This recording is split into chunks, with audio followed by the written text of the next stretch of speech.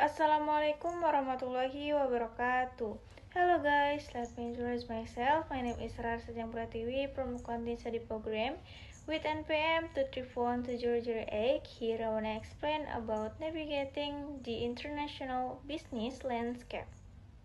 Yang pertama adalah pengantar international business landscape. Navigating the international business landscape adalah proses memahami, menganalisis, dan beradaptasi terhadap dinamika bisnis global yang terus berkembang. Dalam era globalisasi saat ini, perusahaan tidak hanya beroperasi dalam batas negara, tetapi juga menghadapi peluang dan tantangan di pasar internasional.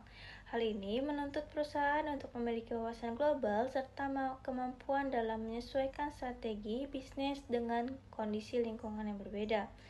Lingkungan bisnis internasional bersifat kompleks karena melibatkan berbagai faktor seperti perbedaan sistem ekonomi, budaya, hukum, serta perkembangan teknologi. Selain itu, interaksi antar negara dalam bentuk perdagangan, investasi, dan kerjasama ekonomi semakin intensif. Oleh karena itu, perusahaan terus mampu memahami kondisi global secara menyeluruh agar tetap bertahan dan bersaing.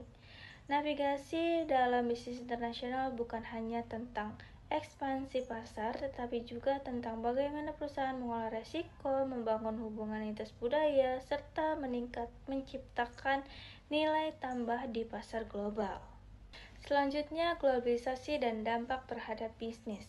Globalisasi merupakan proses integrasi yang menghubungkan berbagai negara melalui perdagangan, investasi, teknologi, dan komunikasi. Perkembangan teknologi informasi dan transportasi telah mempercepat proses globalisasi sehingga interaksi bisnis antar negara menjadi lebih mudah dan cepat. Dampak globalisasi terhadap bisnis sangat signifikan. Perusahaan memiliki kesempatan untuk memperluas pasar ke berbagai negara, meningkatkan volume penjualan, serta mengakses sumber daya yang lebih murah dan efisien. Selain itu, globalisasi juga mendorong inovasi karena perusahaan harus bersaing secara global. Namun, globalisasi juga membawa tantangan seperti meningkatnya persaingan internasional, ketergantungan terhadap kondisi ekonomi global, serta perbedaan regulasi antar negara. Perusahaan harus mampu beradaptasi dengan cepat terhadap perubahan global agar tetap kompetitif. Faktor lingkungan ekonomi global. Faktor ekonomi merupakan salah satu aspek utama dalam bisnis internasional. Setiap negara memiliki kondisi ekonomi yang berbeda seperti tingkat pertumbuhan, inflasi, tingkat pengangguran, dan stabilitas mata uang. Nilai tukar mata uang menjadi faktor penting karena mempengaruhi harga produk di pasar internasional. Fluktuasi nilai tukar dapat memberikan keuntungan atau kerugian bagi suatu perusahaan. Selain itu, kebijakan ekonomi seperti suku bunga dan kebijakan fiskal juga berpengaruh terhadap aktivitas bisnis. Perusahaan harus mampu melakukan analisis ekonomi secara mendalam sebelum memasuki pasar internasional. Hal ini bertujuan untuk memahami peluang serta mengantisipasi resiko yang mungkin terjadi. Selanjutnya ada faktor politik dan hukum. Lingkungan politik dan hukum sangat mempengaruhi keberlangsungan bisnis internasional. Stabilitas politik suatu negara menentukan tingkat keamanan investasi dan keberlangsungan operasional perusahaan.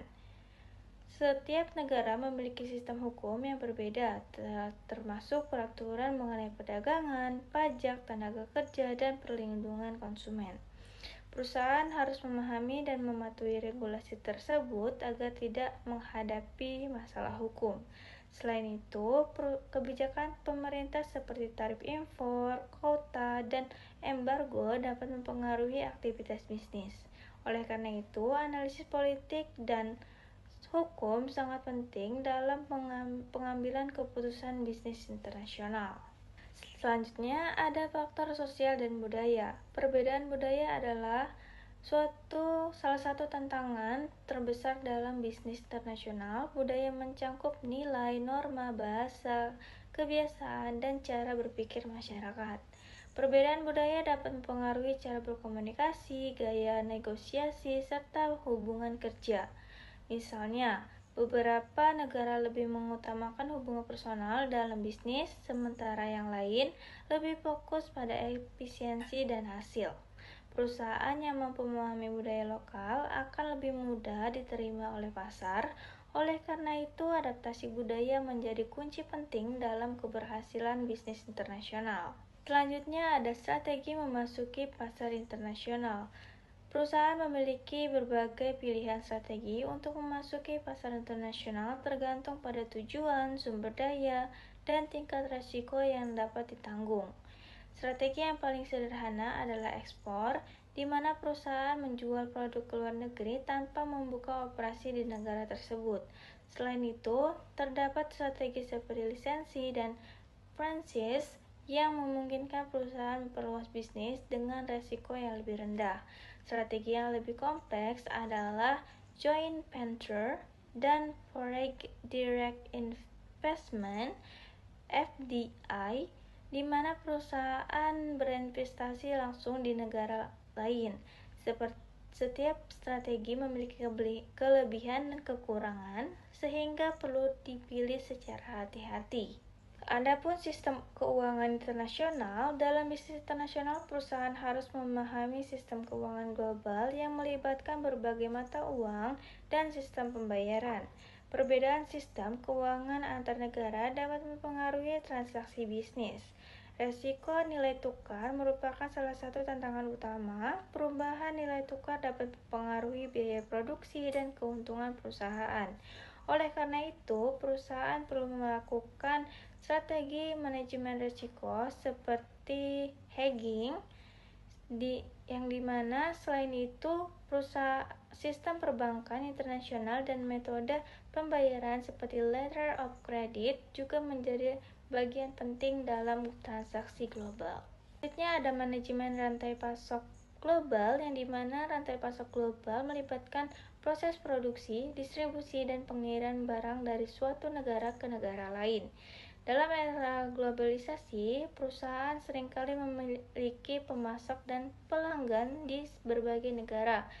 Tantangan dalam rantai pasok meliputi jarak geografis, harga transportasi, serta resiko gangguan seperti bencana alam atau konflik politik. Selain itu, perbedaan regulasi antar negara juga dapat mempengaruhi distribusi barang.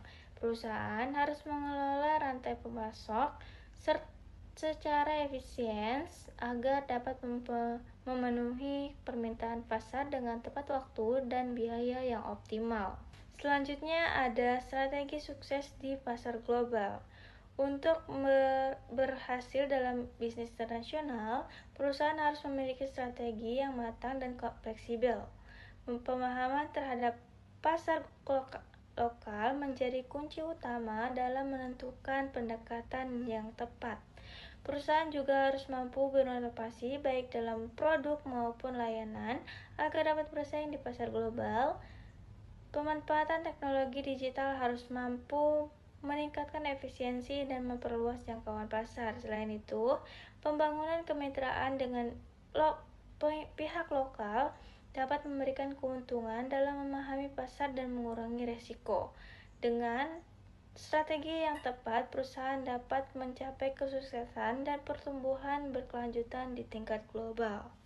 Yang terakhir, ada resiko dalam international business. Di bisnis internasional memiliki berbagai resiko yang lebih kompleks dibandingkan bisnis domestik.